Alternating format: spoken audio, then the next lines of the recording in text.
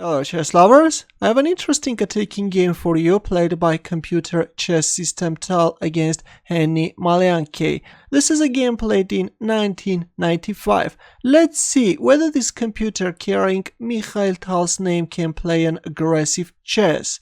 Chess system Tal started with e4 and c5 by Henny Maliangkay. Sicilian defense, knight f3, e6, d4, c takes d4, knight takes d4, a6. Black is going for convariation, bishop d3, queen c7, white castles kingside, knight f6, queen e2, bishop c5, knight b3, bishop a7. This is all standard theory seen many times. Bishop g5, knight c6, allowing bishop takes f6, doubling the pawns on the king side.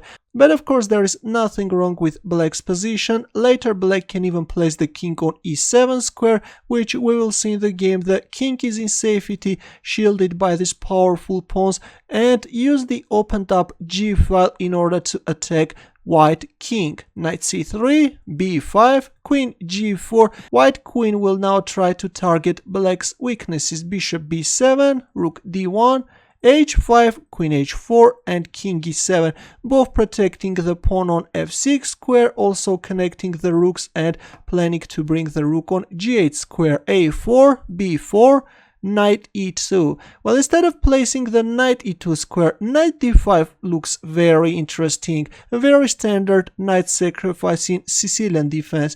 If e takes d5, then e takes d5. If knight e5, then bishop takes a6, opening up the rook's path, and now white is threatening d6 check, forking the king and the queen. And if d6, then after the exchange of light square bishops, white can place the king on h1 square, unpin the pawn on f2 and prepare f4.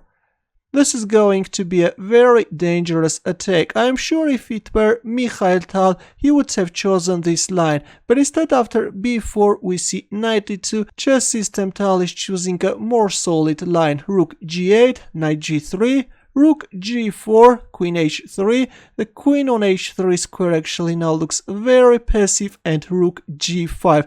Actually, knight e5 is a powerful move, overprotecting the rook and threatening h4. This is going to be a devastating attack, but instead we see rook g5. Here comes king h1, unpinning the pawn. White is now preparing f4, queen f4, f3, h4, knight e2, kicking away black queen, and only then white is pushing the f-pawn f4, rook h5, and the f-pawn marches once again f5. Looks like that white managed to consolidate his position, and now white is starting a dangerous attack. e5, bishop c4. Instantly the bishop is occupying this diagonal. Knight a5, and we see the exchange of knights on a5 square.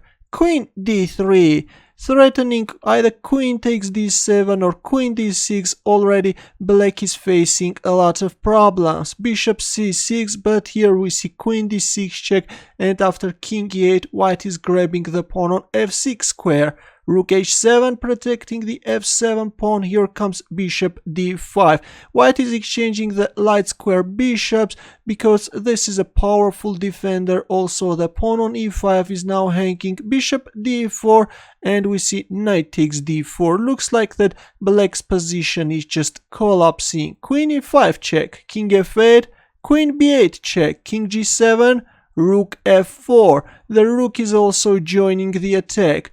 Bishop takes d5, but chess system Tal is not even going to recapture on d5.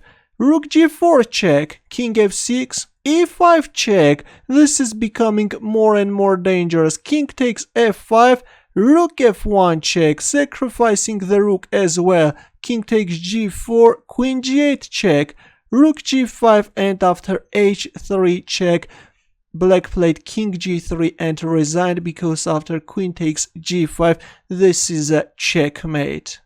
A very interesting king hunt, I think, played by chess system Tal.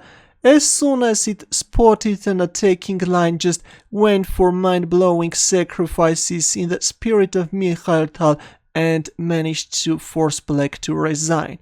If you enjoyed this beautiful king card, don't forget to give the thumbs up or subscribe to my channel. More games are coming. Good luck.